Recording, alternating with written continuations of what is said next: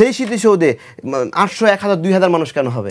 গোলাম আজম মরে গেছে, কিন্তু যেই ব্যক্তিরা এই প্রজন্মে এসেও বলবে গোলাম আজমের বাংলাদেশ, গোলাম আজমের আদর্শ, তাহলে আমি ওকেও রাজাকার কেন বলতে পারবো না? এতদিন নিয়ম ছিল কোনো উপদেষ্টা নির্বাচন করতে পারবে না, করেনি।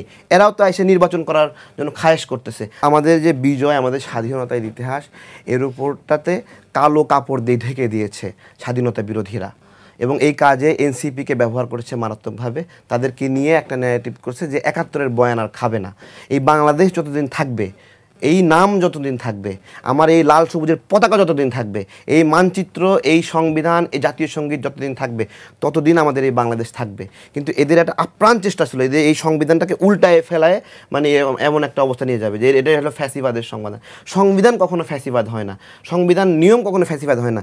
যেখানে যেখানে এই সংবিধান আপত্তিকর হয়েছে, সেইখানে এই সংবিধান কাইটটা বিকৃত কইরা ফ্যাসিবাদ হয়েছে। যাদের ফ্যাসিবাদ হওয়ার ইচ্ছা, তারা এটাকে বিকৃত করে ফ্যাসিবাদ হয়েছে। আর ফ্যাসিবাদ হওয়ার ক্ষেত্রেও এই যে ছাত্র উপদেষ্টা, ওরা কম কিসের? এতদিন নিয়ম ছিল কোনো উপদেষ্টা নির্বাচন করতে পারবে না, করেনি। এরাও তো এসে নির্বাচন করার জন্য খায়েশ করতেছে। তাহলে ও আর হলো আওয়ামী লীগের মধ্যে পার্থক্য কোথায়? আওয়ামী লীগও বলছে যে আমরাই নির্বাচন আয়োজক হবো, আমরাই নির্বাচন করব। ও তো এতদিন ধরে ক্ষমতায় থাইকা টাকা পয়সা নিয়ে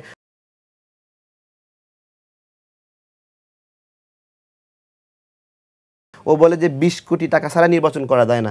এখন নির্বাচনের জন্য নিজের নাম ঘোষণা করছে, তাই না? এখন তার মানে 20 কোটি টাকা হয়ে গেছে। যখন এই ঘোষণাটা দিল, তখনই তো ওর নামে দুদকে মামলা হওয়া উচিত। আর বিজয় দিবসের কথা বলতেছি, আপনারা বিজয় দিবস এইবার খেয়াল করতেছেন, আমি বিজয় দিবস গতবার খেয়াল করতেছি। গতবার স্মৃতিসৌধে আমরা যখন গেলাম, দেখি যে 800, 1000, 1500 মানুষ। যেই স্মৃতিসৌধে লক্ষ লক্ষ মানুষ পা দিতে পারে না, সেই স্মৃতিসৌধে 800, 1000, 2000 মানুষ কেন হবে? কেন হবে? এই অবস্থা কারা করছে? আমাদের এই 24-এর গণ অভ্যুত্থান কারা করছে? এটা কি জামাত শিবিরের, কি এটা শেখ হাসিনার বিরুদ্ধে লড়াই ছিল? এটা কি 71-এর বিরুদ্ধে লড়াই ছিল?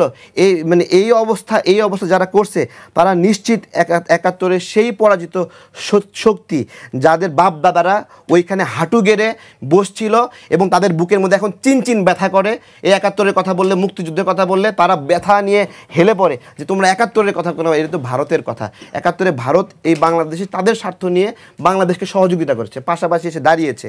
তার মানে এই না আমাদের কৃষক, আমাদের ছাত্র, আমাদের যুবকরা পাকিস্তানের বিরুদ্ধে লড়াই করেনি। এই বাংলাদেশ, এই রাজাকার, এই জামাত শিবির, এই দেশদ্রোহী, স্বাধীনতা বিরোধী, স্বস্বীকৃত স্বাধীনতা বিরোধী, এরা এখনও এসে বলে যে এদের বাপ হলো গোলাম আজম এবং গোলাম আজমের আদর্শ করে। তাহলে আমরা, গোলাম আজম মরে গেছে, কিন্তু যেই ব্যক্তিরা এই প্রজন্মে এসেও বলবে গোলাম আজমের বাংলাদেশ, গোলাম আজমের আদর্শ, তাহলে আমি ওকেও রাজাকার কেন বলতে পারবো না?